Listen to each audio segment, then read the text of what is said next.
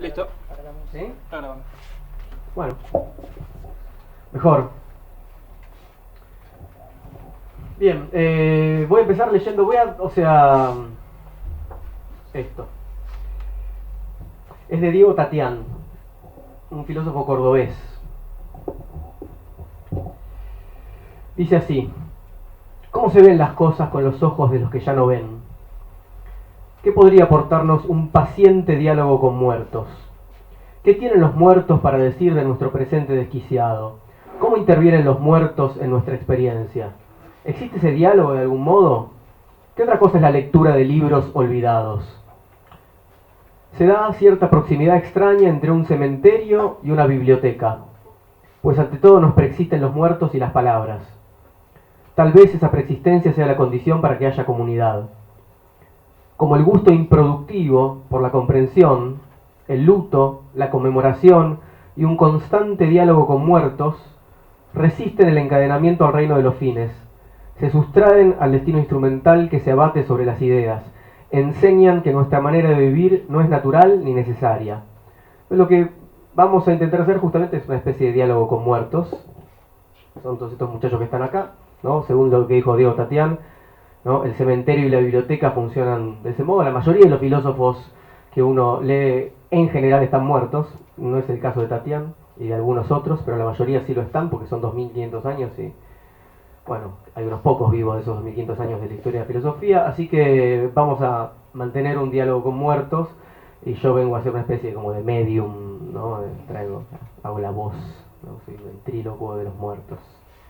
Como esta es la primera vez que hacemos, digamos, este formato de filosofía de la gorra acá en Salto, la idea antes de comenzar era, digamos, con el tema era justificar un poco por qué esta cuestión de filosofía de la gorra.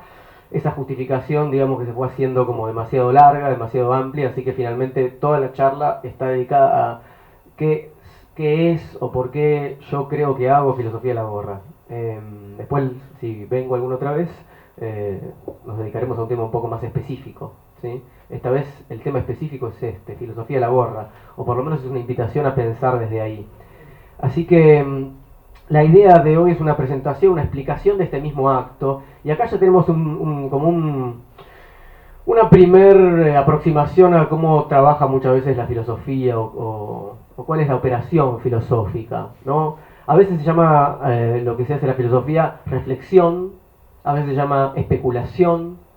En las dos palabras está la idea de, ¿no? Especulo es ponerse un espejo y reflexión, verse reflejado ahí, es decir, duplicarse, es decir, volver a pensar sobre lo que uno hace, no simplemente hacer, sino ver lo que uno hace y pensar a partir de eso.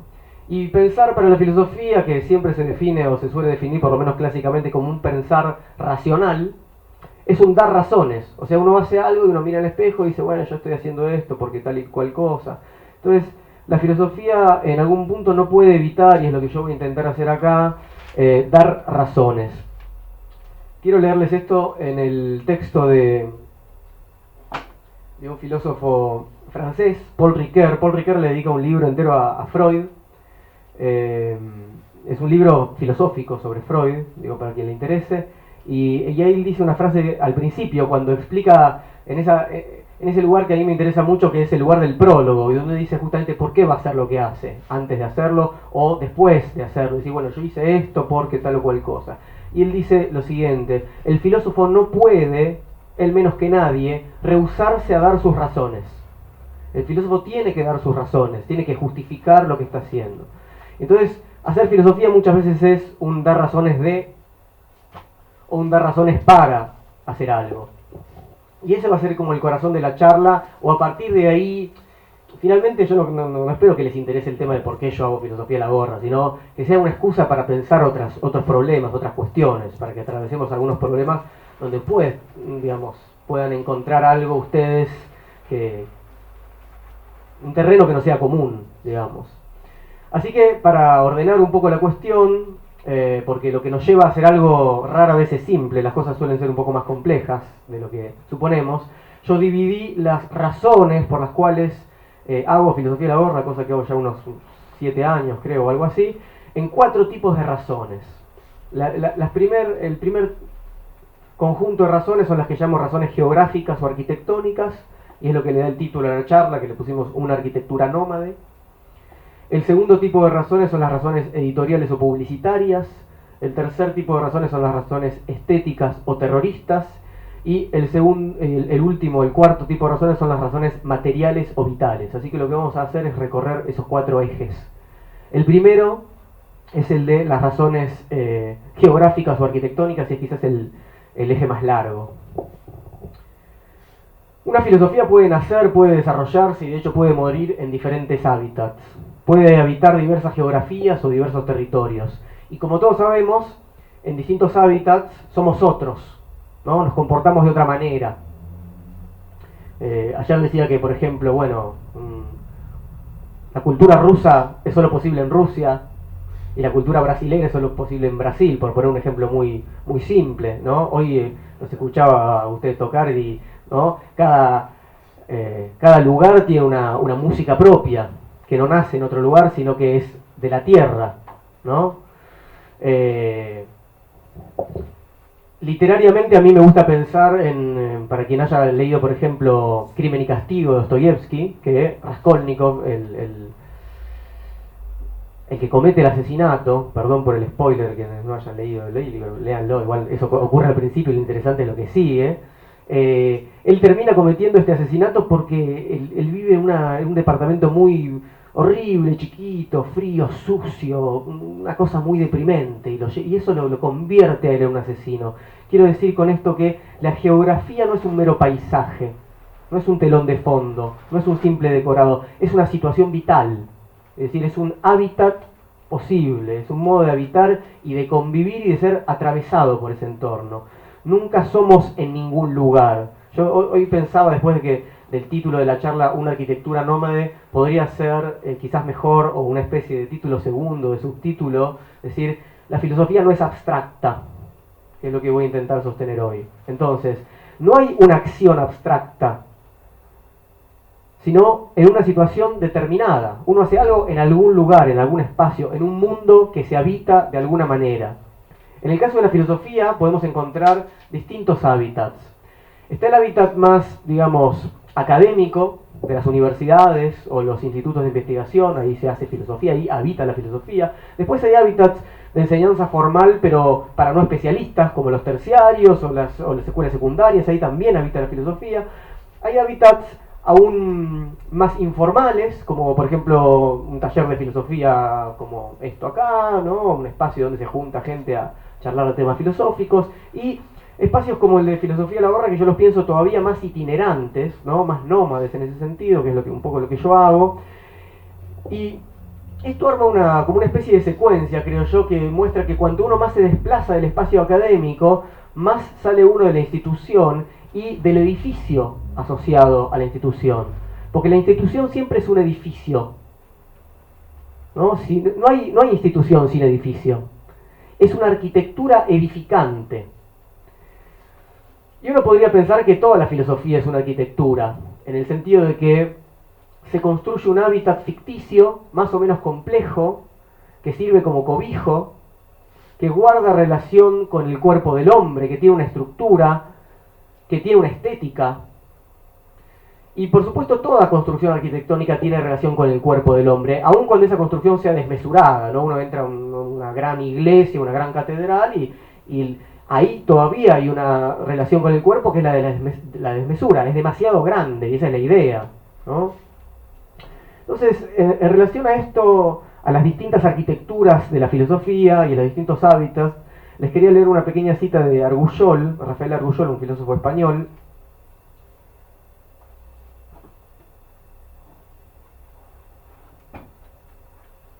que dice así. Esta estuvo circulando, me parece, en la difusión del evento. Dice: si uno construye en un momento determinado de su vida su torre de marfil, lo mejor que puede hacer a continuación es dinamitarla. Es fácil caer en la ilusión de ponerse a salvo en el interior de la torre, pero a tales alturas la atmósfera es fría y sus habitantes corren el riesgo de que su espíritu quede pronto congelado. Es preferible el calor de la tierra, aunque a veces queme, o más precisamente, porque a veces quema. Y es interesante porque la Torre de Marfil es fantasía, ¿verdad? Entonces, muchas veces se piensa el mundo abstracto de la filosofía como un mundo fantasioso, ¿no? Como el mundo de las ideas de Platón, un mundo que no existe, que está en un lugar donde las cosas no queman, como la realidad sensible. Entonces, creo yo que hay que, y por este lado vamos a ir a sacar a la filosofía un poco de esos ámbitos e invitarla a otros.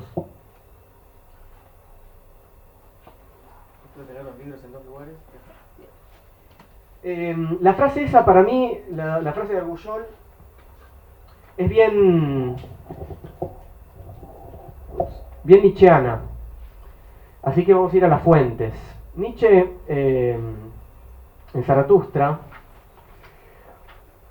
dice lo siguiente. A ver si lo encuentro. Esto está en una sección que se llama de los doctos. Y les voy a leer una partecita. Pues esta es la verdad. He salido de la casa de los doctos y además he dado un portazo a mis espaldas.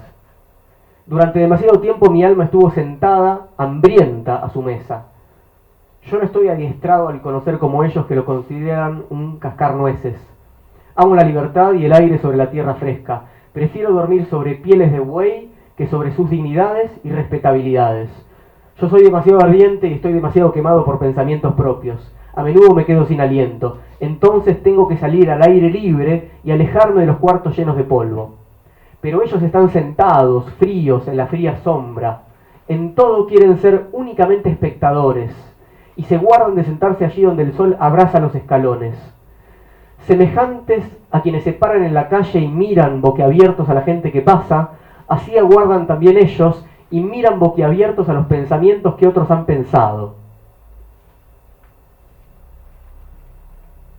Uno podría pensar, después de esta frase, ¿no?, bastante violenta de Nietzsche con los doctos, ¿no?, con las academias, que la propuesta sería justamente, bueno, abandonar la academia para siempre, ¿no?, y salir de esos cuartos llenos de polvo y salir a la aventura del aire libre. Sin embargo, lo que yo creo que hay que hacer justamente es, bueno, primero nunca serle muy fiel a Nietzsche, porque no sería ser muy nietzscheano, ¿no? No se puede seguir a Nietzsche.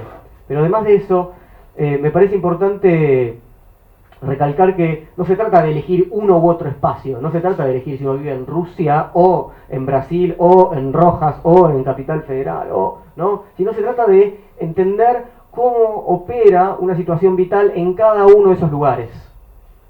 No decir que una es la verdadera y que una es la mejor y que las otras no sirven para nada, sino entender que la riqueza de algo o de alguien, en este caso de la producción filosófica, se multiplica cuando multiplicamos los hábitats posibles. Entonces yo, por ejemplo, trato con la academia de mantener un pie adentro y un pie afuera. No de irme dando un portazo simplemente, pero no de quedar encerrado ahí adentro, claramente. Entonces, el lugar de la intemperie, el lugar, bueno, ahora estamos en un lugar medio nómade, ¿no? Como una especie de carpa, me gusta esto, ¿no? No es el lugar de la construcción de la filosofía en un sentido sistemático, ¿no? Para construir en ese sentido sistemático hace falta, digamos, cimientos, columnas bien fuertes, ¿no? Una piedra fundamental, ¿no? Se parece a esa metáfora de Descartes, ¿no?, la del edificio del conocimiento, donde él tenía que encontrar una roca inconmovible a partir de la cual, ¿no?, poder construir todo el edificio de la ciencia, del conocimiento occidental, una arquitectura sólida, ¿no? El lugar de la producción académica, de los cuartos llenos de polvo, es necesario para hacer esas cosas, pero es solamente uno de los hábitats posibles de la filosofía, y también es necesaria sacarla a tomar aire y sol. Lo importante es entender una cosa que también dijo Kant, ¿no?, en algún punto. Hay límites para cada uno de los modos de saber, y no hay que confundirse, no hay que pensar que hay un solo modo de saber. ¿Dónde hacer filosofía? Es una pregunta tan antigua que la podemos encontrar tematizada, por ejemplo, en Platón. ¿Dónde hacer filosofía?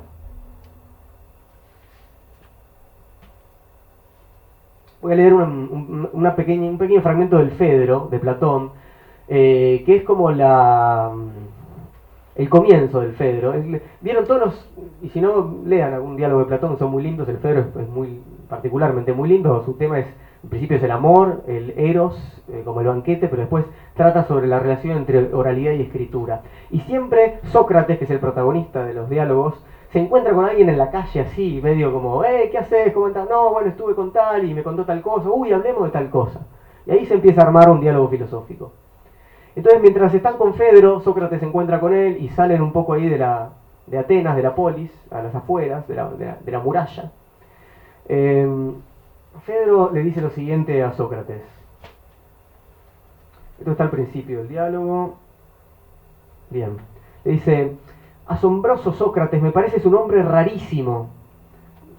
Cosa que siempre le decían a Sócrates en general, porque era un bicho bastante raro, aún para ser un ateniense, ¿no? Me pareces un hombre rarísimo, pues tal como hablas, semejas efectivamente a un forastero que se deja llevar y no a uno de aquí. Porque cuando salen por ahí y se acercan a un río y encuentran un arbolito ahí con una sombra para sentarse a hablar, Sócrates dice, uy, qué lindo este lugar, ¿no? Como si el tipo nunca... Y estaba ahí en las afueras de la ciudad donde él vivió siempre. Entonces le dice, pareces un extranjero. Le dice, creo yo que por lo que se ve raras veces vas más allá de los límites de la ciudad, ni siquiera traspasa sus murallas.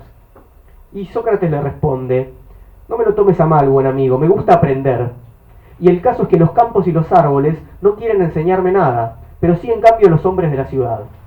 Entonces ahí ya hay una respuesta maravillosa para dónde se filosofa. No simplemente para decir que se filosofa en la ciudad y no en el campo, porque ahí lo que dice Sócrates es se filosofa con los demás, se filosofa con los otros. Yo no puedo hacer filosofía con un árbol, y con el solcito y con las flores. Tengo que filosofar con las otras personas, y las personas están en la ciudad. La filosofía socrática es una filosofía que se construye en el diálogo con el otro. Entonces ahí donde haya un otro, bueno, ahí tengo que ir a filosofar. Ahora, ese otro, para nosotros, y hoy en día no está solamente en la polis, en un lugar amurallado, está en muchos lugares diferentes. Y justamente lo que a mí me interesa de ese dónde, es que ese dónde implica un con quiénes y en qué dinámicas, ¿no? Seguramente muchos de ustedes no irían a un congreso de filosofía en una universidad, etcétera, etcétera. Entonces hay que salir al encuentro de otros con quiénes en otros tipos de hábitats. La filosofía a la gorra para mí entonces es una posibilidad de salir al sol, de itinerar, de cambiar de hábitat, de construir arquitecturas frágiles, de ejercer un nomadismo de la palabra y de encontrar ahí otro público justamente, otra gente con la cual hablar, como hoy. No era Sócrates el único que ejercía este tipo de filosofía callejera, porque ya, bueno, hablé de filosofía académica. La academia es la escuela que funda Platón, que fue alumno de Sócrates. Sócrates era un callejero y Platón funda una institución que requería, digamos, ciertas demandas para entrar y permanecer, o sea, ya es como si fuera una especie de universidad en ese sentido.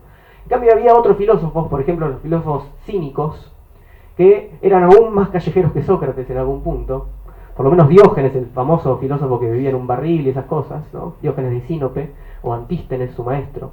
Entonces, en ese sentido quería leerles otra cosita de un libro de Michel Onfray, que se llama Cinismos, y que trabaja sobre cómo operaba esa reflexión filosófica de la escuela cínica en ese momento.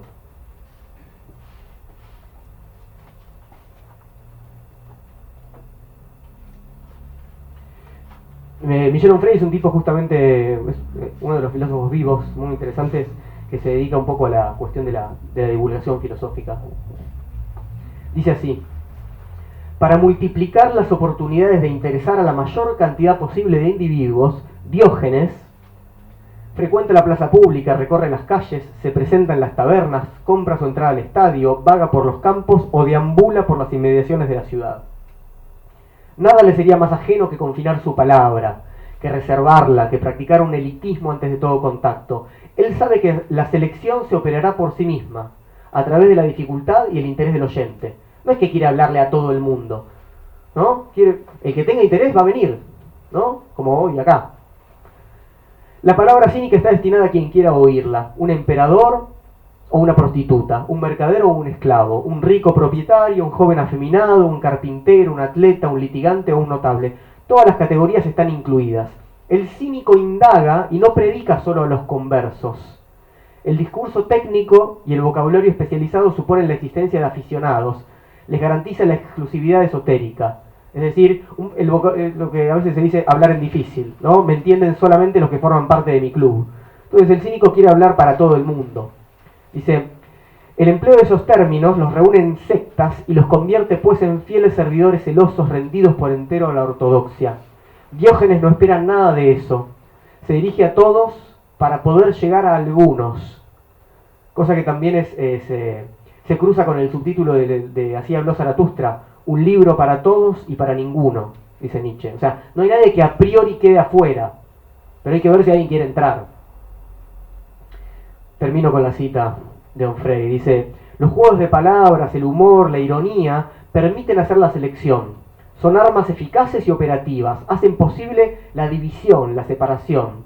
De modo tal que estas técnicas llegan a ser estrategias subversivas que desalientan las veleidades de una falsa aristocratización, ¿no? Es decir, el que se hace el canchero con sus palabras difíciles y su vocabulario técnico, ¿no? Y piensa, esta aristocracia falsa, ¿no?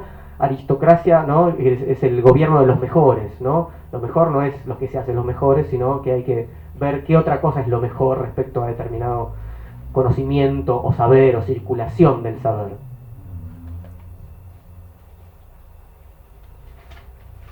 Hablamos entonces de una arquitectura nómade. El nomadismo es un modo de vitalidad que no encuentra su centro en ninguna parte, que se sabe permanentemente en camino, que recorre, que esquiva, que traza sin echar raíces ni construir ciudades amuralladas. Su hábitat siempre es la periferia, el desierto. Desde allí opera su máquina de guerra. Ahora vamos a hablar un poco de este concepto de máquina de guerra. El opuesto de este nómade guerrero es el imperio. El imperio siempre funciona de la misma manera. Tiene un control territorial desde su ciudad capital, desde su ciudad de cabecera. Desde ahí ordena el territorio, ¿no? El poder del imperio justamente emana de las relaciones que se construyen sólidamente desde un espacio central que siempre tiene al que todas las órdenes tienen que remitir, ¿no? Permanentemente. Como si uno ve un mapa de la Argentina y ve los caminos y ve, bueno, a dónde es, ¿no? Donde remiten todos los caminos, ¿no? De ahí era la idea de todos los caminos conducen a Roma. Ese imperio no se sostenía por Roma. El objetivo último justamente es la eliminación de cualquier desierto, la conquista del desierto, como lo conocemos acá, ¿no? Es decir, no puede haber terreno que no esté sometido a la ciudad capital. Ese modo de conquistar y de territorializar el imperio puede entenderse, de acuerdo a lo que ahora vamos a leer de Deleuze y Guattari, que escribieron bastante sobre este tema, en relación al juego del ajedrez.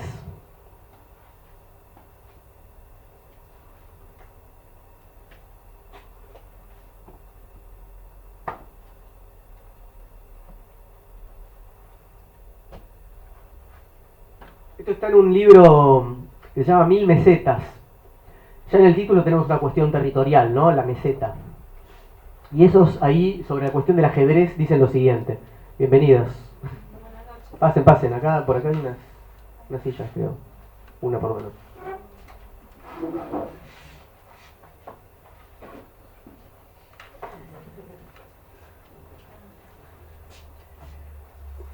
El ajedrez entonces, ¿sí? Por Deleuze y Guattari. El ajedrez es un juego de estado o de corte. El emperador de China lo practicaba. Las piezas de ajedrez están codificadas. Tienen una naturaleza interna o propiedades intrínsecas de las que se derivan sus movimientos, sus posiciones, sus enfrentamientos. Están cualificadas. El caballo siempre es un caballo, el alfil un alfil, el peón un peón. Cada una es como un sujeto denunciado, dotado de un poder relativo, y esos poderes relativos se combinan en un sujeto de enunciación, el propio jugador de ajedrez o la forma de interioridad del juego. Es decir, ¿no? Cada uno de las figuras del ajedrez no puede funcionar más que de la forma que su naturaleza le indica. El caballo puede hacer tal cosa, que el alfil no puede hacer, que el peón no puede, etc. Y no pueden cambiar su naturaleza. Lo que hace el jugador es ser justamente el que arma enunciados a partir de esas reglas que ya están previamente, ¿no?, definidas. El amigo Jorge Luis Borges, que era una especie de ajedrecista de la palabra, muy, muy bueno, tiene un poema donde da cuenta de este problema de la siguiente manera. El poema se llama Ajedrez, y les leo 3 estrofas de la segunda parte, porque el poema es largo. Dice Borges: tenue rey, sesgo alfil, encarnizada reina, torre directa y peón ladino, sobre lo negro y blanco del camino buscan y libran su batalla armada. No saben que la mano señalada del jugador gobierna su destino. No saben que un rigor adamantino sujeta su albedrío y su jornada. También el jugador es prisionero, la sentencia es de Omar, de otro tablero, de negras noches y de blancos días. Es bien borgiano eso, lo que hace es llevar esa falsa idea de libertad hacia el infinito. Las piezas creen que son libres, pero en realidad no saben que son movidas por la mano, ¿no?, del jugador. Pero el jugador tampoco sabe que él es movido por otra mano superior y así. Lo importante es que ese movimiento está siempre codificado, es decir, está siempre dirigido desde quien dice en la capital, para seguir con la metáfora que estamos sosteniendo, cómo hay que moverse y cómo no se puede mover. Yo no puedo tomar un peón y moverlo de cualquier manera como un caballo, estoy fuera de juego. Entonces hay alguien que decide cómo hay que moverse en un espacio y cómo hay que habitarlo. Entonces cada una de las piezas tiene su sentido en la totalidad del sistema de ocupación en el ajedrez. Cada pieza hace sistema en tanto cumple su función y respeta la gramática del juego, como funciona cualquier organigrama en un ejército, en una escuela, en un ministerio, etc. El otro modo de ocupar el espacio, el que se acerca al nomadismo, es, dijimos, el de este nómade, que en lugar de territorializar, que en lugar de organizar un territorio de esta manera codificada, desterritorializa el aparato estatal. Es decir, se enfrenta al aparato estatal con su máquina de guerra. El juego que le corresponde no es el ajedrez, sino el juego chino del Go, que seguramente algunos de ustedes conozcan, ¿no?, que son unas bolitas blancas y negras. Así que les leo otra vez de 1000 mesetas qué es lo que dicen Deleuze y Guattari sobre el juego del Go.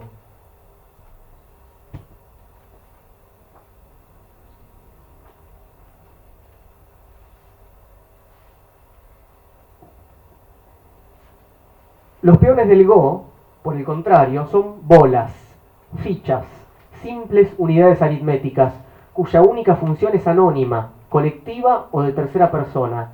Él avanza. Puede ser un hombre, una mujer, una pulga o un elefante. Los peones del Go son los elementos de bueno, acá hay unas palabras técnicas, no importa, de un agenciamiento maquínico no subjetivado, sin propiedades intrínsecas, sino únicamente de situación. Ahí está un poco más claro. No es un caballo, sino que en la situación van a funcionar de determinada manera. Esa función no es previa. Por eso dice, puede ser un hombre, una mujer, un elefante, una pulga, ¿no? En cambio el otro está bien codificado en el caso del ajedrez. Sigo. Entonces, son dos tipos de guerra diferentes. El ajedrez es claramente una guerra, pero una guerra institucionalizada, regulada, codificada, con un frente, una retaguardia y batallas.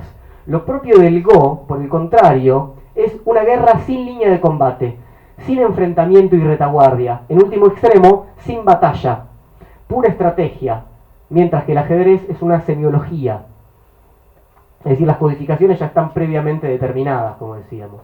Entonces, y para pensar esto un poco, estos autores franceses en nuestra tierra, porque eso me parece lo que tenemos que hacer, muchas veces yo escucho o he escuchado gente que dice, ¿no?, sobre todo cuando algunos van de viaje a, no sé, a Machu Picchu o a México, dicen, bueno, acá no tuvimos estas civilizaciones tan como avanzadas, ¿no?, que generaron estos grandes templos, estas grandes pirámides, etcétera, etcétera, ¿no?, como los aztecas o los mayas o los incas.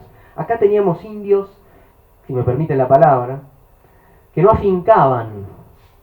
Acá habitaba el salvaje, el nómade, el que recorre las estepas, las pampas, ¿no?, los desiertos, patagones, querandíes, matacos, aquellos que justamente no montan jamás una civilización, un imperio, aquellos que nunca cierran un sentido. Los querandíes fueron los indios nómades que incendiaron la recién fundada Buenos Aires, el imperio naciente, ¿no? Sabemos esto, fundaron la ciudad amurallada, ¿y qué hicieron los querandíes? Le pasaron por arriba. Y los querandíes, y como Gengis Khan en la meseta de Mongolia, cuando arrasa una ciudad, no la ocupan, no es que cambian el gobernante y dicen ahora nos instalamos nosotros, no, la arrasan, alisan el espacio.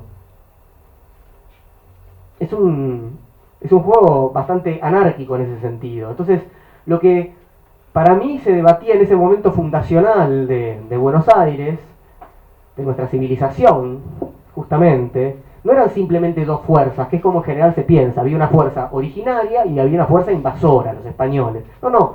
Lo que se debatía para mí sobre todo eran dos modos de ocupar el espacio de forma distinta y de vivir de forma distinta. Hoy lo decían, ¿no? Escuchaba alguna de las letras en relación al tema de alambrar, ¿no? Los terrenos, la tierra, etc. Es eso justamente. Esta gente no alambraba, no amurallaba. Y entonces vivía de otro modo. Eso es justamente de lo que se trata un poco, otro hábitat y otro modo de ocupar el espacio. Sigo nuevamente con un poquito de Deleuze y Guattari. No se trata del mismo espacio. En el caso del ajedrez, se trata de distribuir un espacio cerrado. Así pues, de ir de un punto a otro, de ocupar un máximo de casillas con un mínimo de piezas. En el Go, se trata de distribuirse en un espacio abierto, de ocupar el espacio, de conservar la posibilidad de surgir en cualquier punto. El movimiento ya no va de un punto a otro, como yo, ¿no? Cuando viajo por la ruta de Buenos Aires acá, etc., sino que deviene perpetuo, sin meta ni destino, sin salida ni llegada. Eso es el nomadismo. Entonces, estos dos tipos de ocupación de espacios también tienen como correlato dos formas de saber distintas, que eso es lo que intenté sostener desde un principio. Y ellos hablan justamente de Deleuze y Guattari de una ciencia nómade y de una ciencia imperial. Y son ciencias, es decir, tipos de saberes que organizan otros saberes y que compiten unos con otros. Y entonces, en ese sentido, les leo la siguiente cita. Dice: habría que oponer dos tipos de ciencias o de actitudes científicas. Una que consiste en reproducir, que sería la del imperio, y otra que consiste en seguir. Una sería de reproducción, la otra sería de itineración, ¿no? De itinerar. Y una es enemiga de la otra. Dice, lo que sí se pone de manifiesto es la rivalidad entre los dos modelos.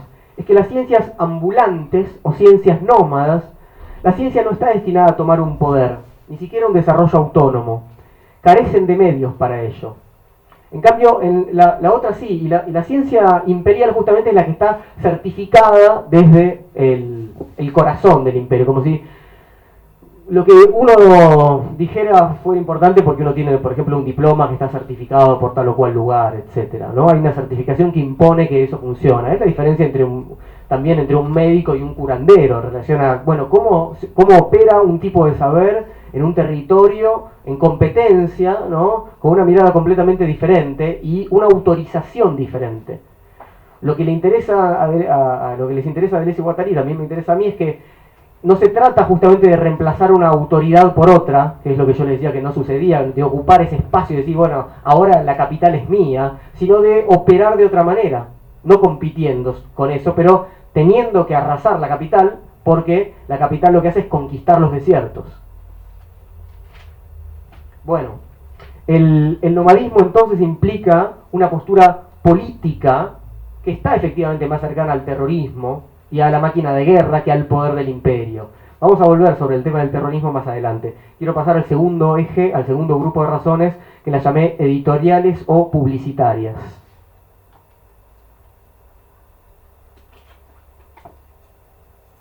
Hacer filosofía a la gorra permite entonces para mí sacar a la luz algunos conceptos, algunas ideas, ¿no? Poner a prueba un poco el quehacer filosófico, hacer público. Cuando hablo de razones publicitarias me refiero no a hacer publicidad de shampoo de Coca-Cola, ¿no? Sino de hay que recuperar esas palabras, no hay que dejar que nos ganen esas palabras. La publicidad es hacer algo público, ¿no? Salir del ámbito privado hacia lo público. Entonces, hacer público aquello que en muchos casos vive y muere oculto en algunas arquitecturas cerradas, justamente, ¿no? Es ante todo un formato de exposición. Esto es un formato de exposición, para mí, por lo menos, ¿no? Quiero decir, ¿para qué salir al sol si no vamos a exponernos, a desnudarnos un poco? ¿Para qué ser nómades si no vamos a ejercer un poco algunos riesgos, algunas hipótesis, algunos problemas, ¿no? Si no vamos a ser un poco sinvergüenzas, ¿no? ¿Para qué habitar esas nuevas geografías si no vamos a aventurarnos?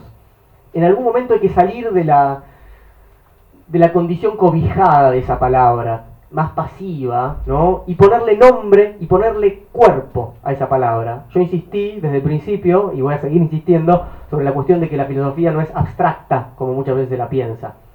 ¿Y cómo sé yo que no es abstracta? Porque siempre tiene un cuerpo. De esa manera, y acá sé que hay y habrá muchos docentes, entre otras, ¿no?, actividades, ¿no? La docencia es poner el cuerpo, ¿no? El cuerpo que el profesor de filosofía, en este caso, expone, no solamente lo expone, sino que lo dispone ante los demás y que lo desgasta, ¿no? En ese quehacer está...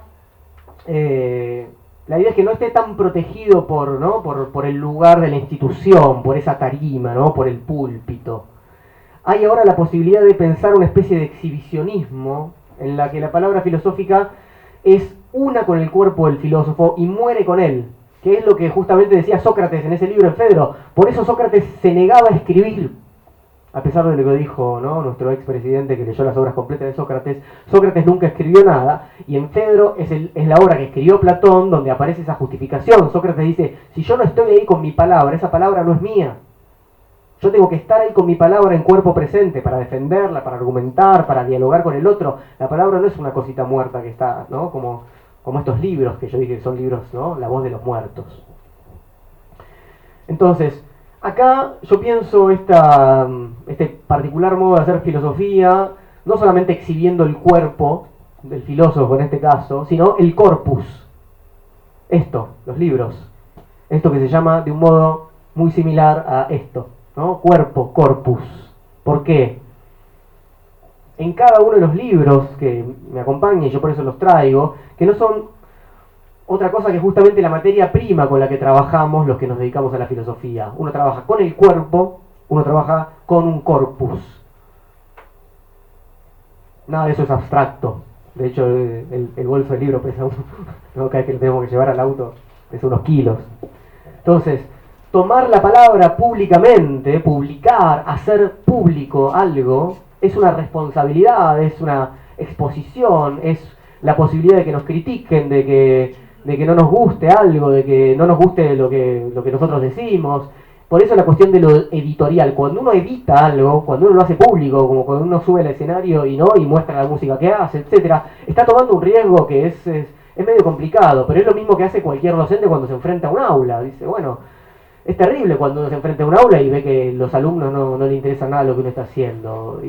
Pero es un riesgo que uno, ¿no?, tiene que animar a tomarse para ver de qué forma puede haber ahí algo, puede suceder algo, ¿no? Tomar la palabra es un riesgo y sobre todo tomarla en cuerpo presente, como en este caso. Quiero decir lo difícil que es estar de este lado, ustedes un montón de ojos están mirando para acá, digamos. Hay el momento del en vivo, es el momento de una exposición que es siempre como una frazada corta. O sea, yo me digo que me escondo atrás también por eso traigo tantos libros, ¿no? Porque voy como, dice Borges, ¿no? Entonces uno se va escondiendo y detrás de los papelitos.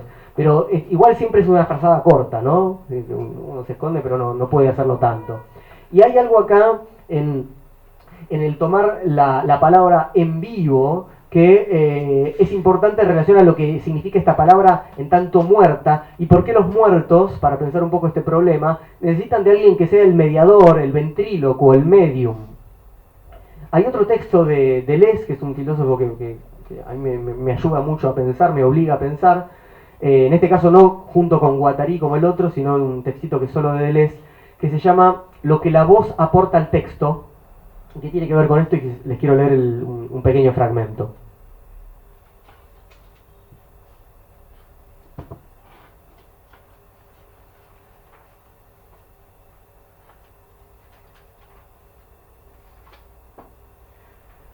Porque justamente muestra muy bien, me parece, esta cuestión de que no hay palabra abstracta, ¿no?, sino que hay palabra encarnada, hay palabra con voz.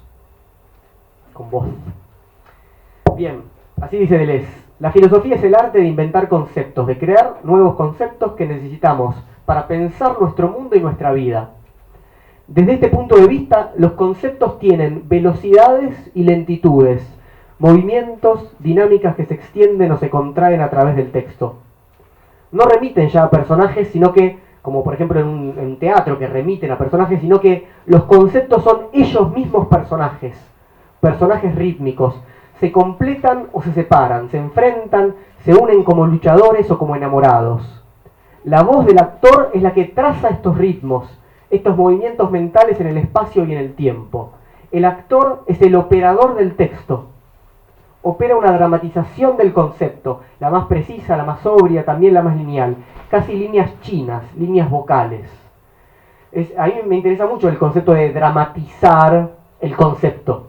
Sí, justamente está vivo, uno está apasionado por el concepto, uno está aburrido, angustiado, alegre, triste, ¿no? Uno se queda sin voz. Aventurarse es entonces exhibir poniendo la voz, poniendo el cuerpo, poniendo vida a la palabra. Es operar nuevamente un pensamiento que, insisto, no es nunca abstracto, que es veloz, atropellado, vergonzoso, tartamudeante, contundente. Nada de eso es abstracto.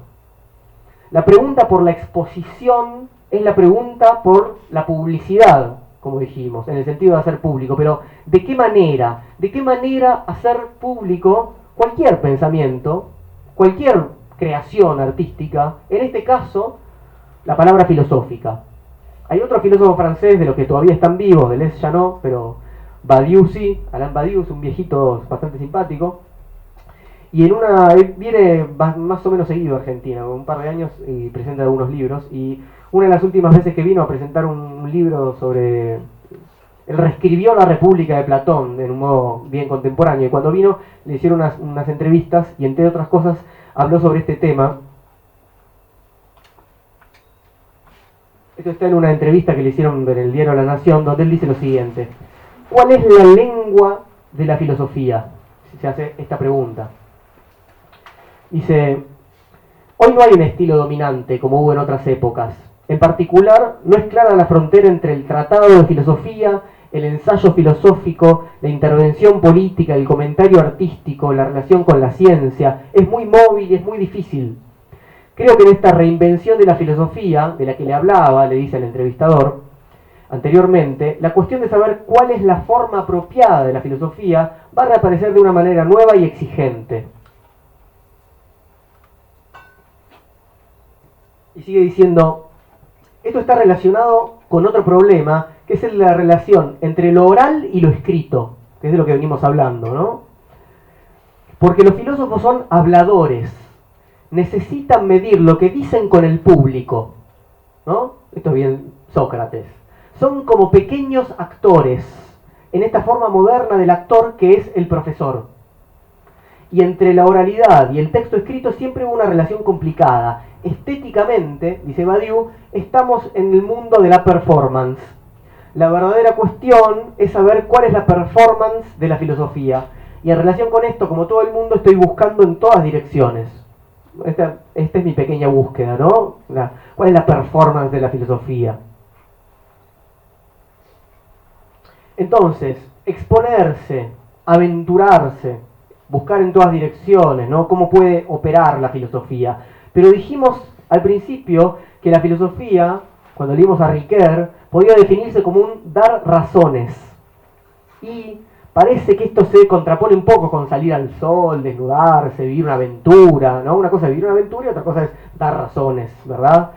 Esta contraposición me interesa mucho y para entrarle bien vamos a utilizar un precioso librito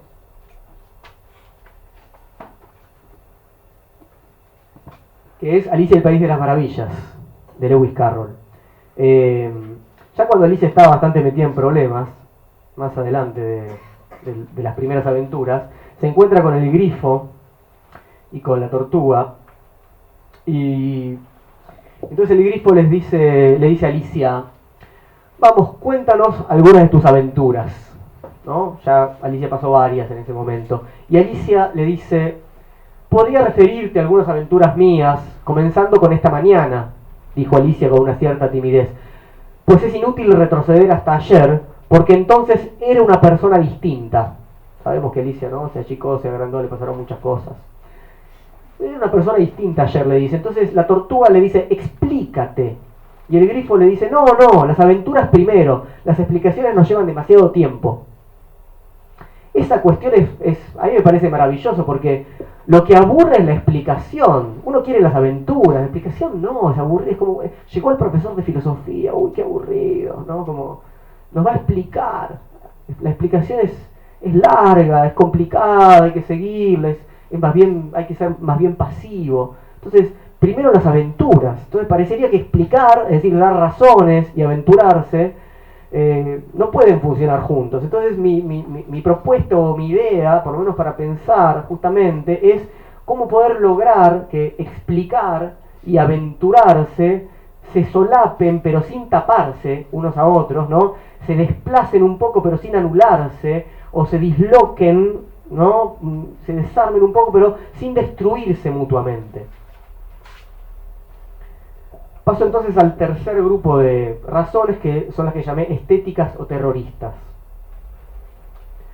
La estética, bueno, etimológicamente, es decir, en el sentido del origen de la palabra, viene del griego aistesis, que quiere decir sensación, percepción sensible, los sentidos, ¿no? Entonces, cuando hablo de estética, hablo justamente de la recepción, recibimos a través de los sentidos, de la vista, del tacto, del oído, etcétera, que es justamente, digamos, por ejemplo, como para los filósofos que haya por acá, ¿no? En Kant, ¿no? En la crítica de la razón pura, la estética trascendental tiene que ver con eso, no con los sentidos, pero sí con la forma en la que nosotros recibimos nuestras capacidades de recepción para después organizar el mundo fenoménico.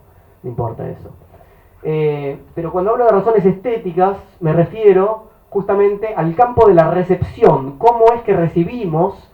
Y en ese sentido, no el de la exposición, que fue el anterior, cómo yo expongo, me expongo, traigo el corpus, etcétera, sino qué es lo que yo entiendo que me gustaría que pase desde el lado de ustedes, desde el lado de la recepción, desde el lado de la estética. Entonces vuelvo a preguntar, ¿qué podemos hacer o qué podemos pretender hacer en una hora y media de exposición y una charla posterior? ¿No? ¿Qué es lo que decía ahí el grifo? Dice, las explicaciones ocupan un tiempo espantoso, ¿no? Primero las aventuras. ¿Cuál es el efecto buscado? ¿No? Esto no es una clase, obviamente no se trata de que al final, ¿no? Yo les digo, bueno, para la semana que viene estudiense todos estos libros y después les tomamos examen y ¿no? Todo tiene que quedar claro.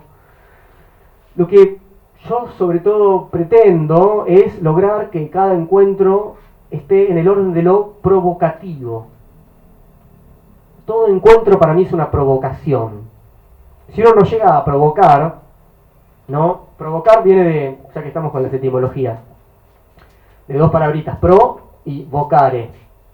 Es decir, vocare de voz, de vociferar justamente, ¿no? Entonces, es decir, provocar es como un llamar adelante, es como poner en la voz, ¿no? Poner en presencia mediante la voz lo que estaba ausente.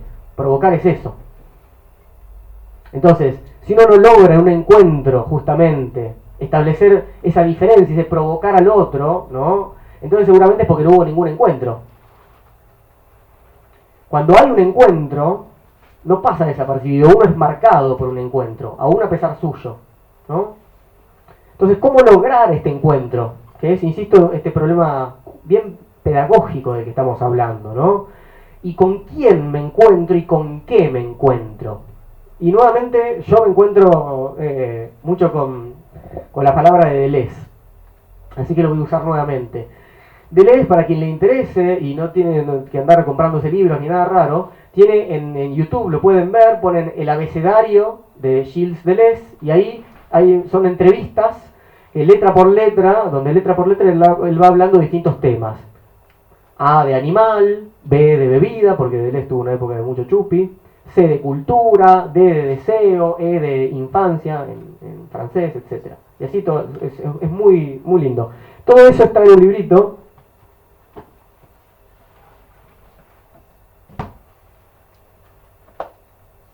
Es este del abecedario de Gilles Deleuze, que en realidad no es un libro, él nunca quiso, esto es pirata completamente, él nunca quiso editar ese libro ni nada. Es una entrevista, es un formato, digamos, para la televisión, para cuando él muriera.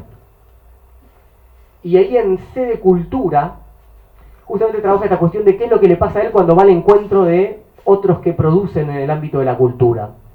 Y dice lo siguiente, dice, si tengo un encuentro con un intelectual, es por otras razones, no por encontrarme con él. Si me gusta y tengo un encuentro con él, se debe a lo que hace, a su trabajo actual, a su encanto, todo eso. Uno tiene encuentros con esos elementos, con el encanto de la gente, con el trabajo de la gente, pero no con la gente. ¿A quién diablos le importa la gente? Nada en absoluto. Yo la primera vez que escuché que Deleuze decía esto me pareció fascinante. Yo no voy a encontrarme con la gente. Otra cosa es la obra de la gente, otra cosa es algo, ¿no?, del otro, pero el otro, un encuentro entre personas. No, ustedes no vienen acá a verme a mí, ¿no? Ustedes vienen a encontrarse con algo del orden de la filosofía y yo soy una especie justamente de medium, no es que les digo, ahora yo les voy a decir lo que yo y yo. No, es un encuentro, ¿no? Y un encuentro siempre es multitudinario, siempre uno trae a varios consigo en ese encuentro.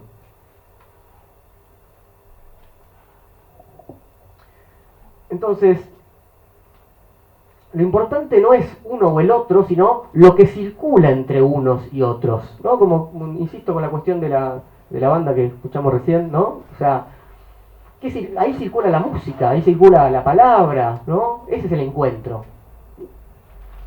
Entonces, este tipo de encuentros, ¿cómo se plantea? Tenemos, por un lado, primer eje, un hábitat frágil, un hábitat nómade. Por otro lado, un tiempo limitado, ¿sí? Uno no puede pretender venir acá a hacer una gran construcción filosófica ¿no? o a leer Ser y Tiempo de Heidegger o la crítica de razón pura de Kant. No se trata de eso, ¿no? Lo que podemos pretender, dijimos, tiene que ver con poner algo en movimiento, ¿no? Con lograr una inquietud. Eso es una inquietud, que algo deje de estar quieto.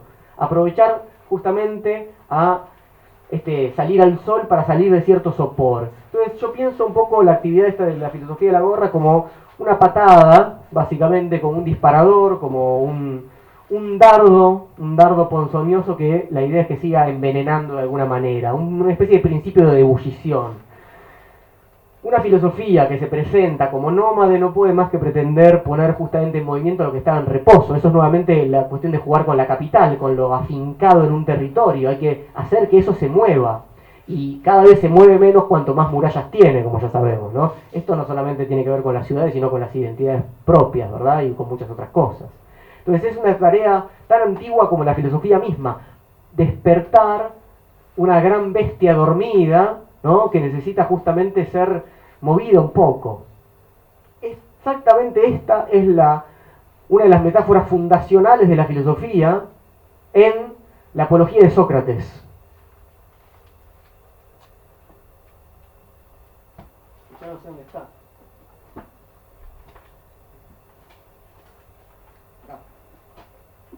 En la apología de Sócrates, que es el relato del juicio que le hacen a Sócrates por el cual lo terminan matando, él describe de esta manera su actividad filosófica en la polis, en la ciudad.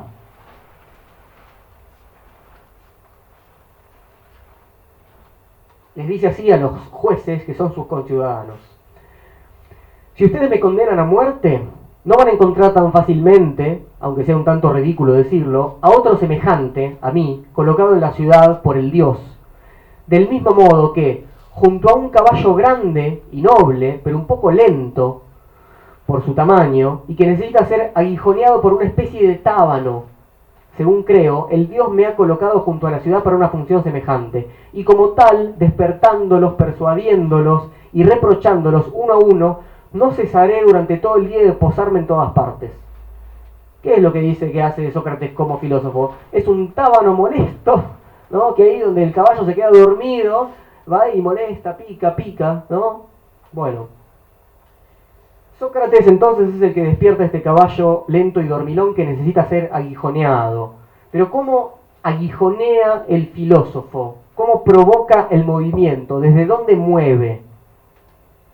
En un encuentro tan reducido, el filósofo, creo yo, tiene que esperar a ejercer una especie de contagio. Tiene que poder inocular un veneno que no necesariamente, insisto, tiene que actuar en el presente. Tiene que poder ser capaz de infiltrar, digamos, en el auditorio algún concepto, alguna idea, alguna pregunta, ¿no? Que quede ahí latente, es decir, que quede ahí latiendo y que pueda explotar en algún momento. Hay un concepto, una palabra griega que a mí me gusta mucho para esto, que es la palabra fármacon. Fármacon, de la cual viene farmacia, entre otras cosas, ¿no? Que se puede traducir en general como remedio, un fármaco es un remedio, pero también como veneno. Y eso es una droga, ¿no? Depende en qué situación y a quién se lo dé y qué dosis y en qué momento, puede ser remedio o puede ser veneno, pero la palabra es la misma. Entonces, cuando muchos dicen que la filosofía puede servir para, no sé, para ser más felices o para que estemos mejor, o ese tipo de cosas, yo descreo bastante de esa propuesta. Yo creo que la filosofía puede hacer muy mal, puede hacer muy bien, uno sabe qué va a pasar, y eso es lo que a mí me interesa, ¿no? Yo no sé qué les va a pasar a cada uno con esto, a unos quizás se aburran mucho, otros, ¿no?, les haga un poco mal, otros les haga bien, qué sé yo. Y no hay que pretender justamente imponer esa recepción en el otro. En todo caso, lo que hay que saber es que si uno ofrece algo, tiene que ser un fármaco en el sentido de que algo hace. ¿Y qué le va a hacer a cada cuerpo? Bueno, uno no sabe, como no sabe qué le va a hacer, ¿no?, a la música a cada cuerpo. Algunos bailan, otros no bailan, algunos bailan de una manera, otros de otra, ¿no? Entonces, bueno, la herramienta del filósofo no es la música, claramente, la herramienta del filósofo es la palabra. Porque la palabra puede funcionar como un virus que nos habita y que nos enferma. Y acá voy a invitar al amigo William Burroughs, que está por acá, lo conocerán quizás algunos de El almuerzo desnudo, lean la novelita y si no vean la película, también existe la película. William Burroughs, un norteamericano muy interesante, que tiene un librito que se llama La Revolución Electrónica, donde habla de este concepto de la palabra como virus, y dice así: liberar a este virus de la palabra podría ser más peligroso que liberar la energía del átomo, porque todo el odio, todo el dolor, todo el miedo, toda la lujuria están contenidos en la palabra. Y es muy interesante porque Sócrates no hizo más nada que hablar, pero sin embargo lo condenaron a muerte. Tiene que ser bastante peligrosa la palabra para, ¿no?, poder llevar a este desenlace. Entonces, este tipo de filosofía, por lo menos como yo la pienso, entra de lleno en el campo de lo patológico, del patos, de la pasión, de la enfermedad, cuyo virus transmisor es la palabra. La pregunta que de la cual ya estuvimos hablando y que vamos a seguir hablando es: ¿de qué manera, mediante la palabra, lograr un contagio eficaz? Es la pregunta del profesor cuando entra al aula. ¿Cómo hago para que estos alumnos, ¿no?, se contagien, ¿no?, o este interlocutor se contagie? Bueno, si yo pudiera cantar, efectivamente, como lo indica mi apellido, sería lo mejor, ¿no?, porque yo creo que la canción es el hechizo por excelencia. Pero bueno, soy completamente incapaz y se los voy a ahorrar. Pero la cuestión de cómo se contagia la palabra a mí siempre me interesó y por supuesto también forma parte de la historia de la filosofía desde un comienzo. Otra vez está en Platón. Un filósofo una vez dijo que toda la filosofía son notas a pie de página de la filosofía de Platón, ¿no? Y a mí cada vez más encuentro más cosas en Platón. Este es un diálogo menos conocido, no como el Fedro, como la Apología, se llama Ión. Ión era un rapsoda era alguien que recitaba poesía, digamos, y en este caso la poesía de Homero, ¿no?, de la Ilíada y la Odisea, y era especialista en Homero. Y entonces Sócrates se pelea, como siempre, con los poetas, con los sofistas, en este caso con Rapsoda, pero hay una imagen ahí muy, muy linda, muy interesante, de cómo funciona este encadenamiento contagioso por la palabra. Porque Ión es un gran rapsoda y hechiza a los que lo escuchan. Ahora, la metáfora tiene que ver con 4 anillos de hierro que se magnetizan y van uniéndose unos a otros. El primer anillo es la divinidad, porque la divinidad es la que dicta la palabra al poeta. Si eso funciona, si el poeta está inspirado por la divinidad, está imantado con la divinidad y escribe su obra, Homero. Si el rapsoda también funciona imantado, contagiado por eso, ¿no?, también puede entrar como en este hechizo que viene de la divinidad y puede contagiárselo al público. Entonces serían 4 anillos, ¿no? La divinidad, el poeta, el rapsoda y el público. Lo cual, para nosotros, en términos más contemporáneos, puede ser, ¿no?, la inspiración, el autor, el actor y el público, ¿no? Sabemos que cuando una de estas cosas no funciona, por ejemplo en una obra de teatro, todo queda arruinado, ¿no? Digamos, una pésima obra, ¿no?, aunque tenga un buen actor, es muy complicado, ¿no?, que funcione bien. En cambio, cuando tenemos una buena inspiración, que generó una buena obra, y tenemos un buen actor, todo esto, ¿no?, genera una especie de encadenamiento magnético, dice Platón, que hace que el hechizo funcione. Pero el rapsoda no es un filósofo. El filósofo es el aburrido explicador del cual justamente nadie es hechizado por un filósofo en relación a un músico. Los músicos, y esto lo charlamos un poco ayer, el que enamora es el músico. El filósofo es el tipo aburrido que, ¿no? O sea, bueno, entonces, la pregunta, igual yo creo que hay que seguir haciéndolas. Les quería leer una sección muy pequeña del guión para mostrar esta cuestión de cómo piensa el filósofo lo que hace este otro actor de la palabra, ¿no? Porque un rapsoda es un actor de la palabra igual que un filósofo.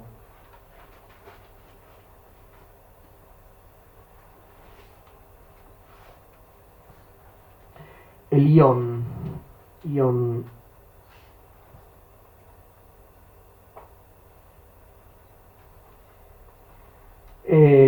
Esto es bellísimo, pero es un insulto. Se lo dice Sócrates a Ión sobre los poetas. Le dice, porque es una cosa leve, alada y sagrada el poeta, y no está en condiciones de poetizar antes de que esté endiosado, demente, y no habite ya más en él la inteligencia. Mientras posea este don, le es imposible al hombre poetizar y profetizar, ¿no? Es un tremendo insulto, ¿no? Es maravilloso, leve, alado y sagrado, pero sos un estúpido, le dice. Mientras tengas inteligencia no podés poetizar. Es una cosa o la otra. Es la aventura y la seducción o la explicación. Porque el poeta no puede dar cuenta de su palabra.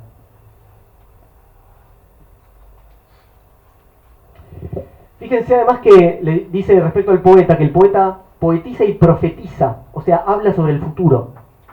Y la filosofía, quizás haya alguien acá que sea lector de Hegel, ¿no?, muchas veces se define como la que llega tarde, ahí donde el mundo ya pasó, y lo explica, ¿no? Lo que Hegel llamaba, lo decía también muy poéticamente, el búho de Minerva, el ave de la filosofía, levanta su vuelo al atardecer, en el ocaso. El mundo, la realidad ya se desplegó y yo llego y la explico, pero la realidad ya está ahí, no puedo decir sobre el futuro, cosa que enoja mucho a Marx, y por eso él propone la filosofía como un gallo, como alguien que tiene que cantar una nueva realidad, ¿no? Claramente para Marx esa postura hegeliana es conservadora, es decir, yo lo único que puedo hacer como filósofo es explicar lo que ya está. No, dice Marx, yo tengo que cambiar el mundo, tengo que transformarlo. Pero acá justamente el poeta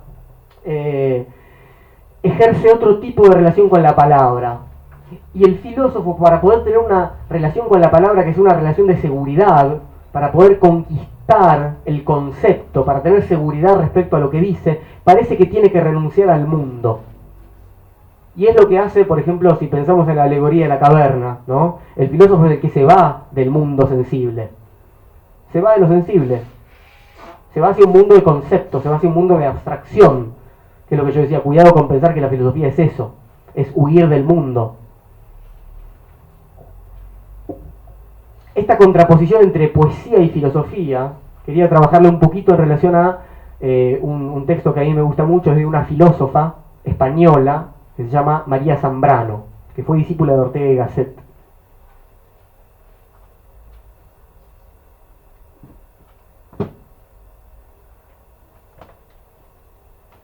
Acá está, tiene este librito, se llama Filosofía y Poesía, María Zambrano.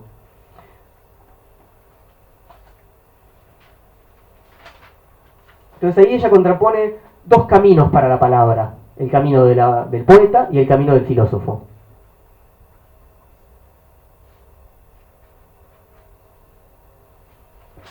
Dice María Zambrano, el camino de la filosofía, en el que el filósofo, impulsado por el violento amor a lo que buscaba, abandonó la superficie del mundo, la generosa inmediatez de la vida, basando su ulterior posesión total en una primera renuncia.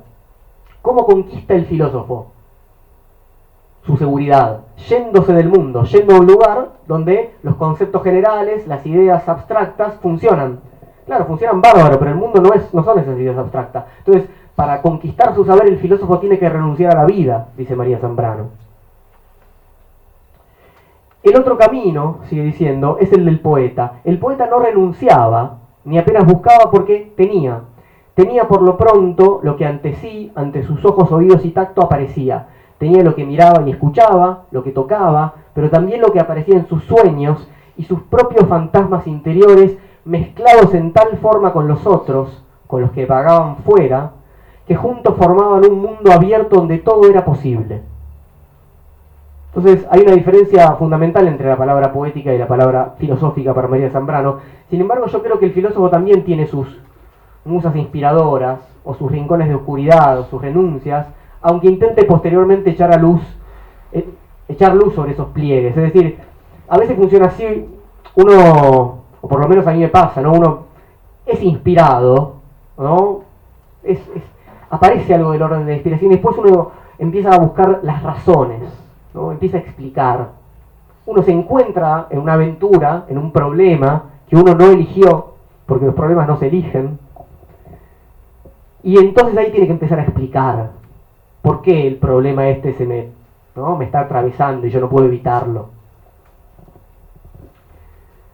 Creo que hay que pensar también que el filósofo no es el dueño de la palabra, que es la crítica que le hace Sócrates y que le hace Platón a los poetas. Vos no sos dueño de la palabra, vos no podés explicarte. ¿Por qué? Porque te la dictó la divinidad. Entonces, si yo te pido una explicación, vos no me la podés dar. Por eso no tenés que educar, porque tienen que educar los que pueden explicar, dicen los filósofos. Dicen, ¿y quién explica? Nosotros, los filósofos. ¡Ay, qué piola! ¿No? Bueno, es un problema pedagógico muy interesante hasta hoy en día, ¿no? ¿Cuáles son las artes o las técnicas que tendrían que educar, ¿no? Las que pueden explicar, las que pueden encantar. Les quiero leer un pequeño fragmento de Foucault.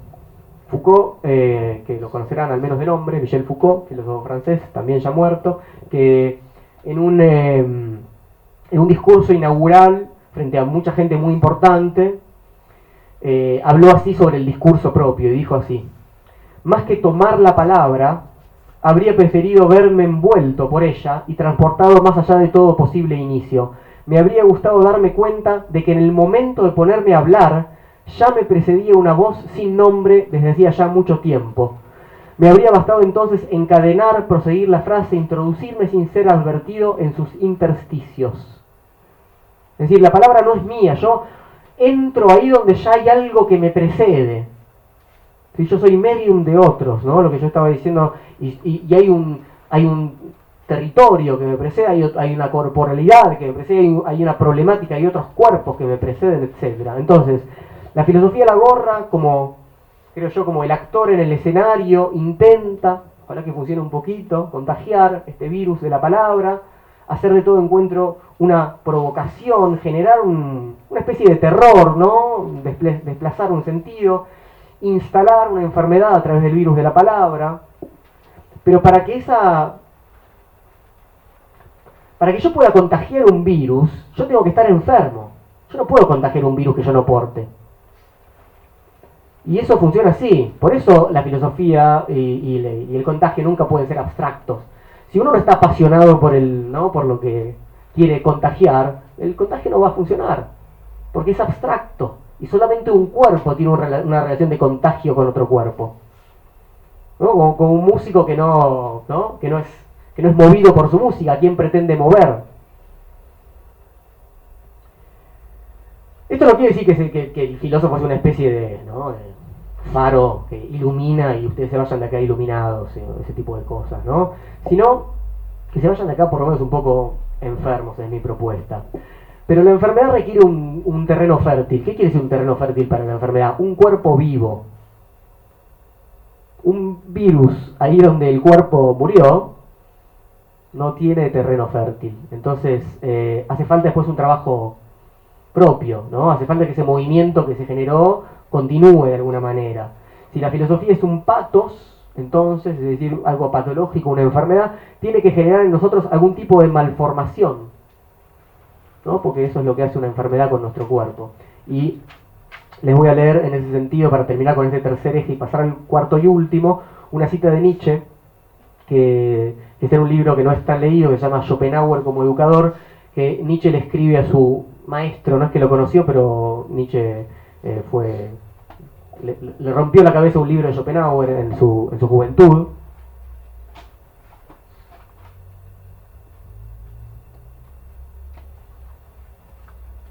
Y entonces Nietzsche dice lo siguiente sobre lo que le provocan algunas personas que le llaman sus maestros. En este caso, en realidad, es muy lindo porque habla de Montaigne, que es un filósofo de comienzos de la modernidad, y dice así: que un hombre así haya escrito es cosa que ha aumentado realmente el gozo de vivir en este mundo. Por mi parte, al menos, desde que conocí a este espíritu máximamente libre y fuerte como ningún otro, no puedo decir de él sino lo que él mismo dice de Plutarco. Y me gusta mucho también en relación a lo que veníamos hablando, porque él va a citar lo que Montaigne, que es un tipo que vivió 300 años antes de él, le pasó cuando Montaigne leyó a Plutarco, que es 1300 años antes que él, ¿no? O sea, hay algo ahí, ¿no?, muy interesante respecto a esta posibilidad de contagio más allá de las generaciones, ¿no? ¿Y qué le pasó a Montaigne cuando leyó a Plutarco? ¿Qué es lo que Nietzsche entiende que le pasó cuando leyó a Schopenhauer? Es decir, cuando hubo un encuentro, no con el otro, sino con... Acá habla de la libertad y la fuerza del otro, porque lo que contagia nunca es el saber, es la fuerza y es la honestidad con que se porta ese saber. Ningún saber contagia. Dice así: apenas he lanzado una mirada en él y ya me han crecido una pierna o un ala. Es decir, cambió el cuerpo, me creció una pierna, me creció un ala. Es decir, es monstruoso, es deforme. Alguien con 3 piernas es un monstruo, no es como nosotros, digamos, ¿no? Alguien con una ala también. ¿Por qué? Porque permite otra perspectiva. Yo con un ala puedo volar y ver otras cosas que no veo. Con una pierna también voy más rápido, ¿no? Y los conceptos son, como decía Deleuze, velocidades, entre otras cosas. Bien, vamos a al último eje, que es el eje de las razones materiales o vitales.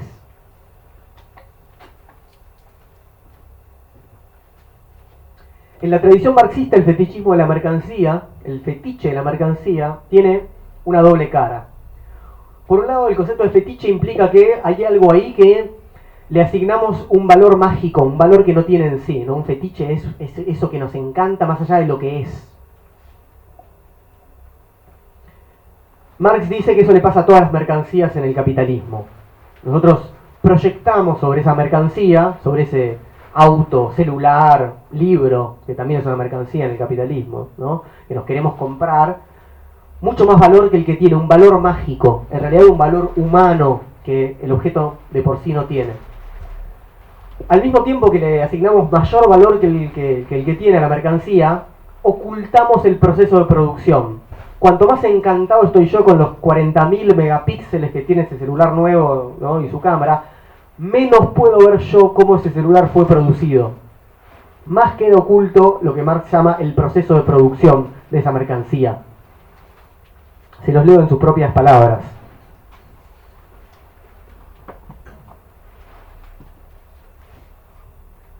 El Capital. Acá. El carácter misterioso de la forma mercancía estriba, por tanto, pura y simplemente en que proyecta ante los hombres el carácter social del trabajo de estos, como si fuese un carácter material de los propios productos de su trabajo, un don natural social de estos objetos, y como si por tanto la relación social que media entre los productores y el trabajo colectivo de la sociedad fuese una relación social establecida entre los mismos objetos al margen de sus productores. O sea, como si los objetos se relacionaran entre sí sin personas. ¿Qué es lo que nos encanta tanto de las mercancías? Que hay algo del orden del humano que proyectamos ahí. Lo que Marx dice es terrible eso, porque dejamos de ver lo que realmente hay de humano ahí, que es que hubo gente produciéndolo. Eso queda invisibilizado. Bueno, yo creo que la producción filosófica está aquejada justamente de estas dos cosas. Por un lado, la filosofía parece algo como mágico, ¿no? Viene el filósofo, viene el profesor filósofo de Buenos Aires, nos va a dar su saber, ¿no? Viene, es un tipo muy sabio, se conecta con las ideas platónicas, ¿no? Sale de la caverna. O algunos piensan que hay que ser muy inteligente para, ¿no?, estudiar filosofía, ¿no? Justamente parecería algo como, está medio fetichizado todavía, pero además al mismo tiempo se oculta el proceso de producción. Entonces viene alguien, por ejemplo acá, y da una conferencia maravillosa, sin mostrar los libros, sin mostrar los papeles, como si el saber fluyera a partir de él solamente, como si estuviera conectado por wifi con la divinidad. ¿Y qué es eso? Bueno, es ocultar el proceso de producción. Entonces lo que yo intento acá, trayendo los libros, que es el material de trabajo, trayendo el cuerpo, que es el material de trabajo, trayendo los papelitos que yo escribo, es justamente poner en evidencia eso, de la misma manera que un artesano en la plaza, como recién vimos, ahí está con su materia prima ahí trabajando, y ahí no hay fetiche en relación a eso. Uno puede hablar, uno puede preguntar cómo es, cuánto se tarda, cómo funciona, hay una relación humana, ¿no? Es otra cosa. Eso siempre la filosofía lo ocultó. Por ejemplo, digamos, para empezar, justamente desde el principio, en el momento fundacional en Atenas, donde los filósofos como Sócrates o Diógenes, que iban por ahí filosofando con los otros, lo podían hacer porque había un montón de esclavos trabajando para ellos, ¿no? Que así se mantenía la polis ateniense. Entonces estaba claramente oculto la posibilidad de pensar, bueno, cómo se sostiene la cultura en este caso, ¿no? Cómo se sostiene algo de lo excesivo en relación al lenguaje. Sin embargo, ese poner en evidencia que la filosofía o cualquier producción cultural necesita un sostén material, aparece en algunos momentos, y medio que queda en evidencia. Aparece, y por lo menos es lo que les voy a leer ahora, en la apología de Sócrates nuevamente. Aparece claramente cuando Sócrates ya fue condenado, y él tiene que decidir qué tipo de condena va a recibir.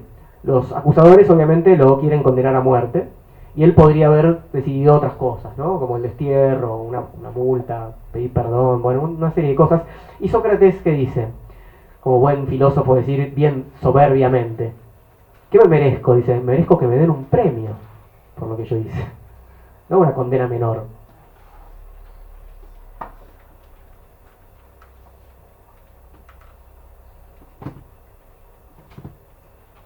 Entonces Sócrates dice: ¿qué merezco que me pase por ser de este modo? Esta cosa de ser este tábano molesto, ¿no? Algo bueno, atenienses, dice, si hay que proponer en verdad según el merecimiento, y además un bien que sea adecuado para mí. Así pues, ¿qué conviene a un hombre pobre, benefactor y que necesita tener ocio para exhortaros a vosotros? No hay cosa que le convenga más, atenienses, que el ser alimentado en el Pritaneo. El Pritaneo era un lugar de honor donde la comunidad, la polis, mantenía a aquellos que habían ganado algunos honores en la batalla, en las olimpiadas, etc. Entonces lo que Sócrates está diciendo: ustedes no solamente no me tienen que condenar a muerte, sino que me tienen que mantener, porque lo que yo hago es útil para ustedes. Es un nivel de soberbia impresionante que, insisto, es típico de la filosofía. Es decir, bueno, la plata de ustedes, para que yo pueda hacer esto, tiene que ser mía. Es lo que yo voy a hacer ahora cuando pase la gorra. Hay que convencer a los otros de que eso es así, ¿no? Hay que estar bastante seguro de que eso funciona de esa manera. Entonces, si tenemos en cuenta que el filósofo es un trabajador más, a pesar de que a veces quiera ocultarlo, ¿no? Tenemos que contar con que, bueno, requiere lo mismo que cualquier otro tipo de producción. Requiere de tiempo, requiere de materias primas, requiere de su cuerpo, ¿no?, para producir su particular producto filosófico. Muchos libros, como en mi caso en particular. Yo requiero de muchos libros. Este concepto de la artesanía me gusta mucho, y lo encontré leyendo alguna cosita que nuevamente decía Foucault, cuando hablaba de sus clases, de sus seminarios que él daba en el Collège de France.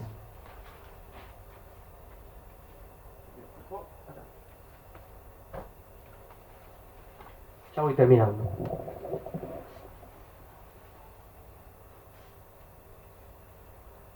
Foucault dice así, sobre sus seminarios: me digo a mí mismo, me pagan para entregar a mis alumnos una forma y contenido de conocimiento. Debo configurar mi conferencia o mi curso un poco como quien hace un zapato, ni más ni menos. Diseño un objeto, Trato de hacerlo lo mejor posible, trabajo bastante, no siempre quizás, pero a menudo. Llevo el objeto al escritorio, lo muestro y después lo dejo a disposición del público para que haga con él lo que quiera. Me considero más pariente de un artesano que fabrica un objeto y lo entrega para su consumo que de un amo que hace trabajar a sus esclavos. Es muy interesante eso último porque además de decir que se siente cercano al artesano, dice que no es un amo que va a decirles, bueno, y ustedes con esto tienen que hacer esto, ¿no? Que es lo que yo les decía antes, yo dejo ahí esto, fíjense si les sirve, después cada uno verá. Si el zapato no te queda, regaláselo a otro, qué sé yo, fíjate. Entonces, en el acto de pasar la gorra al finalizar la charla, yo creo que se explicitan las condiciones esas de producción. En la institución, eso queda eliminado. Cuando uno va a la academia y da una clase, uno es como un sacerdote, uno no toca el dinero, ¿no? Después uno se entera que hay problemas de dinero cuando le bajan el presupuesto a la universidad, ¿no? Ahí siempre aparece por algún lado la cuestión material, claramente. Pero uno si no actúa de otra manera. Entonces ahí me gusta esto de apurar la cosa de sin mediaciones, bueno, el sostén material, no el lucro, el sostén material, ¿no? Para seguir con la actividad. Y sobre todo también discutir la idea, que es lo que un poco Sócrates y Platón discutían con los sofistas, que los sofistas justamente eran estos mercaderes de la palabra, ustedes se venden, no le enseñan a cualquiera a argumentar, decían Sócrates y Platón, y nosotros en cambio somos desinteresados buscadores de la verdad. No hay búsqueda desinteresada de la verdad. Justamente cuando uno dice, bueno, yo soy muy neutral, acá no hay plata de por medio, a mí no me interesa. Siempre hay intereses de por medio. De hecho, Platón tenía un interés muy importante de por medio, que era desplazar a todos los otros posibles competidores del rol pedagógico. Desplazar a los sofistas, desplazar a los poetas, ¿no? Entonces, pedir dinero sin mediaciones, ya que no hay edificio, ni arquitectura, ni institución que haga de sostén material. Exhibir los libros, exponer el cuerpo, es, para mí, intentar desfetichizar la producción filosófica, explicitar esto de que el filósofo no vive en un más allá etéreo, no vive en el mundo de las ideas, vive en el mundo sensible, encadenado igual que todos los otros, ¿no? A sus necesidades materiales, que necesita no solamente comer y vestirse y pagar el alquiler, sino libros, tiempo para sentarse a leer esos libros y para producir su particular producto. De la misma manera que el artesano que vende sus productos en la plaza. Una cita más en relación a esto de un marxista que pensó esto muy bien, creo yo, que es Bertolt Brecht, el poeta y dramaturgo Bertolt Brecht. Bertolt Brecht, cuando él entendía que justamente la misión de sus obras teatrales en su etapa marxista era poner al público en movimiento, no hacer una obra de teatro que sea para que los burgueses dijeran, ayer fui al teatro y bla bla bla, había tal, la obra estuvo linda y después vuelven a su casa y reproducen, ¿no?, su modo de vida, sino que había que ponerlos en movimiento justamente. Y para eso, lo primero que tenía que hacer era operar sobre esta cuestión del fetiche, que en el teatro es claramente un fetiche, es una situación mágica en la que yo entro ahí y bueno, y ahí pasan unas cosas mágicas y maravillosas, una ficción que yo me creo, etcétera, etcétera, de cual yo no formo parte. Entonces, Brecht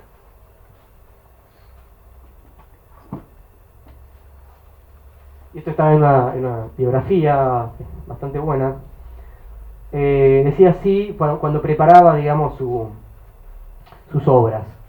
Esto primero empieza hablando el biógrafo, dice, acompañemos a nuestro hipotético espectador al nuevo teatro y sentados a su lado, sigamos el proceso de distanciamiento del teatro épico tal como es interpretado en la actualidad. Al ingresar al teatro, ve que el telón está a medias levantado y no cubre completamente el escenario. Y ahí sigue, ahora es textual de Brecht, dice, y que la cortina quede a media altura, que no me cierre el escenario. Repatingado en su asiento, el espectador percibirá los afiebrados preparativos que para él astutamente se realizan. Una luna de estaño que desciende suavemente, un techo de paja que trae en escena. No les muestren demasiado, pero muéstrenles algo. Y que se convenza de que aquí no se trata de magia, sino que trabajan amigos, dice, ¿no?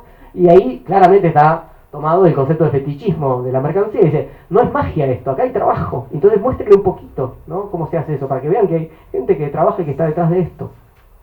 Bueno, como sucede acá con el centro cultural, acá los míos que me hacen así, claro, hay que mostrar el trabajo. Entonces, son dos los modos del financiamiento del trabajo filosófico, el impuesto y el saqueo. ¿no? El filósofo estatal, el filósofo institucional depende del impuesto. El filósofo nómade, el filósofo terrorista, se financia mediante el saqueo de pueblo en pueblo. Eso es lo que es un nómade. Pasa por un pueblo y va saqueando. Ayer a Roja lo dejamos pelado y no quedó nada.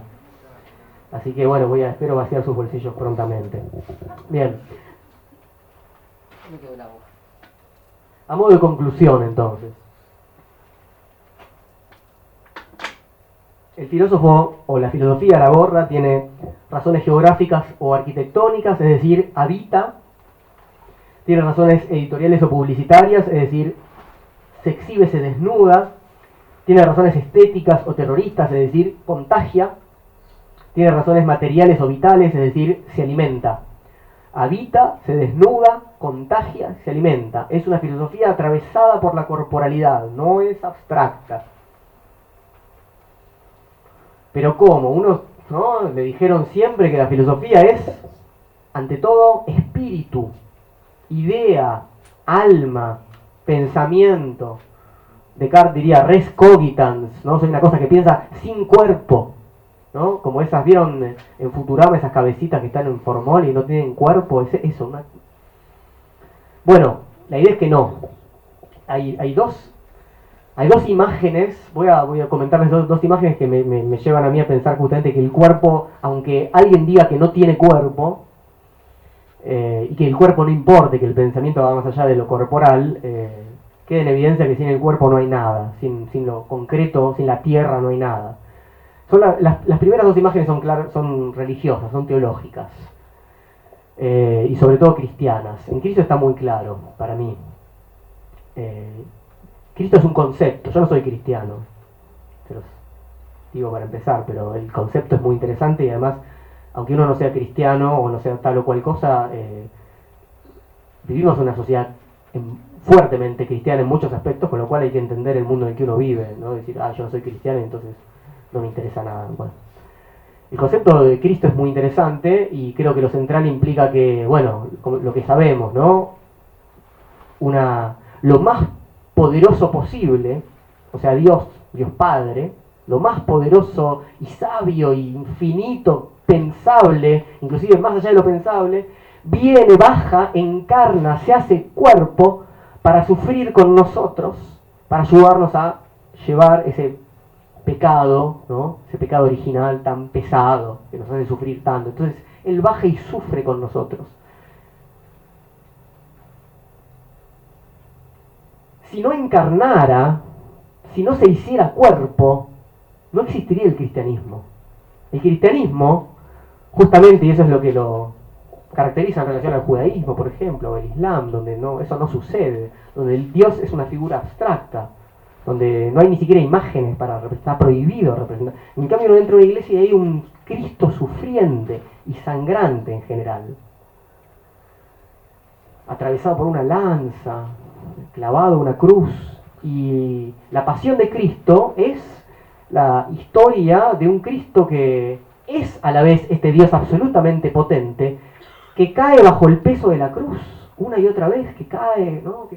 Y si ese sufrimiento no existiera para nosotros en un sentido corporal, el cristianismo no podría haber triunfado, porque uno no puede entender ese sufrimiento sin un cuerpo que sufre. Uno no puede entender justamente un concepto, porque es un concepto. Alguien viene a sufrir con nosotros. Abstractamente no significa nada. Ahora uno ve al más potente pensable sufriendo corporalmente y ahí uno entiende el concepto. Y lo entiende sobre todo los romanos, que es donde triunfa al principio el cristianismo. ¿Por qué? Porque ¿quiénes lo entienden? Los esclavos, que sabían muy bien que era un cuerpo sufriente. Por eso el cristianismo se expande de un modo interesantísimo. La segunda imagen, que es un problema que tengo yo desde chico, entre otros, es el problema del infierno. ¿No? Vieron que también les decía un problema teológico, vieron que las imágenes del infierno tienen que ver en general con diablitos que nos cocinan y nos pinchan con sus tridentes y nos torturan, etcétera, etcétera. Ahora, supuestamente en el infierno somos almas, no somos cuerpos.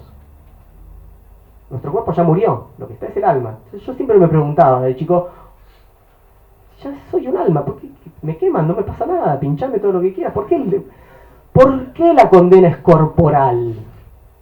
Porque no se puede pensar otra vez que haya sufrimiento sin cuerpo. No se puede pensar, creo yo, que haya pensamiento sin cuerpo. No se puede pensar nada sin cuerpo.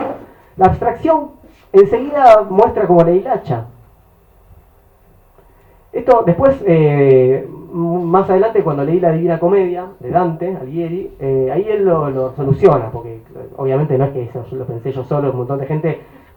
El problema teológico, ¿no? Hubo 1000 años de pensar solamente problemas teológicos, ya lo estaban pensando. Dante en la Divina Comedia dice que las almas, una vez que el cuerpo muere y demás, las almas y llegan, por ejemplo, al infierno, que justamente, ¿no? Él la recorre ese infierno con Virgilio, encarnan en una especie de cuerpo más sutil. Bueno, otra vez una engaña pichanga, o sea, sin cuerpo no hay castigo, ¿no? Sin cuerpo no hay sufrimiento, sin cuerpo no hay filosofía. Bien, voy a cerrar con una cita de Nietzsche, que justamente algunos ya sabrán.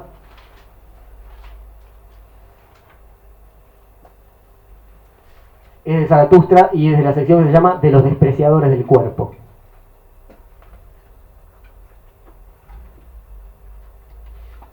Dice así: a los despreciadores del cuerpo quiero decirles mi palabra. No deben aprender ni enseñar otras doctrinas, sino tan solo decir adiós a su propio cuerpo y así enmudecer. ¿No? O sea, ¿querés despreciar el cuerpo? Bueno, estás hablando, ¿no? Si sos coherente te vas a callar la boca. Eso está diciendo Nietzsche, ¿no? O sea, ¿cómo puedes sostener un desprecio absoluto del cuerpo? ¿En qué vas a sostener tu doctrina? Entonces dices yo y estás orgulloso de esa palabra, en tanto yo racional, como Descartes, ¿no? Yo pienso. Pero esa cosa más grande aún, en la que tú no quieres creer, tu cuerpo y su gran razón, esa no dice yo, pero hace yo. Y ya estamos muy cerquita de Freud ahí, ¿no? El cuerpo no dice yo, pero hace yo. Lo que el sentido siente, lo que el espíritu conoce, eso nunca tiene dentro de sí su término. Sentido y espíritu querrían persuadirte de que ellos son el término de todas las cosas, tan vanidosos son, ¿no? El espíritu cree que funciona por sí mismo porque es muy vanidoso, cree que no necesita el cuerpo, ¿no? En Descartes, por ejemplo, es muy claro. Y entonces Nietzsche da vuelta un poco ahí la taba, dice: instrumentos y juguetes son el sentido y el espíritu. Tras ellos se encuentra el sí mismo. El sí mismo para Nietzsche es el cuerpo. Entonces él diferencia, dice, una cosa es el yo, lo que él llama la pequeña razón, y otra cosa es el sí mismo, lo que él llama la gran razón. Dice, cuidado con pensar que vos sos tu pequeña razón, porque tu gran razón se ríe de esa vanidad, de pensar que nosotros somos este yo consciente. Entonces dice, y con esto cierro, detrás de tus pensamientos y sentimientos, hermano mío, se encuentra un soberano poderoso, un sabio desconocido, llámase sí mismo, en tu cuerpo habita, es tu cuerpo. Hay más razón en tu cuerpo que en tu mejor sabiduría. Y quién sabe para qué necesita tu cuerpo precisamente tu mejor sabiduría. Bien, gracias, terminé.